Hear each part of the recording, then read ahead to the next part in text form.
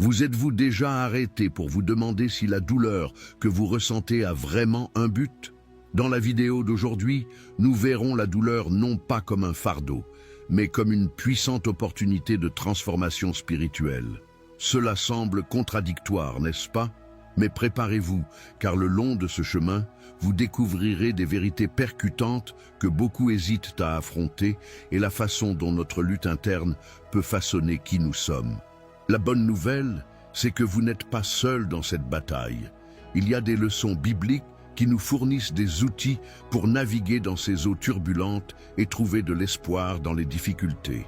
Explorons ensemble les moments déterminants auxquels les personnages de la Bible ont été confrontés, de David à Paul, et comment leurs expériences sont profondément liées aux nôtres. Et à la fin de cette vidéo, ne manquez pas une prière puissante qui promet d'apporter du renouveau et de la force à votre esprit, ainsi que des révélations qui peuvent changer votre perspective sur la douleur. Restez avec nous, car ce n'est que le début d'une transformation qui peut amener votre foi à des niveaux que vous n'auriez jamais imaginés.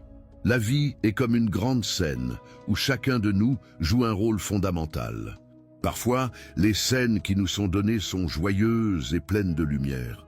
À d'autres moments, cependant, nous sommes confrontés à des difficultés qui semblent infinies, comme les ombres d'un drame intense. Vous êtes-vous déjà senti englouti dans un maelstrom émotionnel, vous interrogeant sur le but de la douleur à laquelle vous êtes confronté?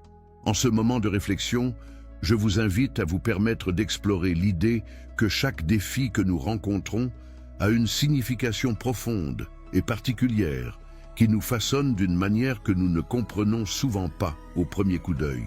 Qu'est-ce qui vous passe par le cœur lorsque vous entendez l'expression « combat spirituel » ?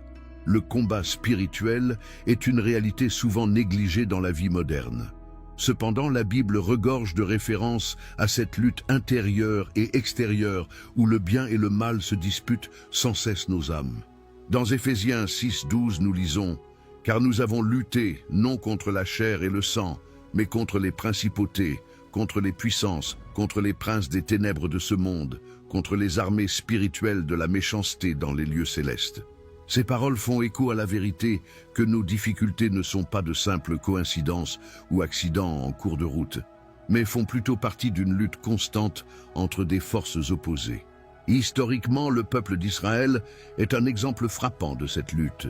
Tout au long de leur voyage, ils ont été confrontés à des défis inimaginables, de l'esclavage en Égypte à l'exil dans des pays étrangers. Dans chacune de ces circonstances,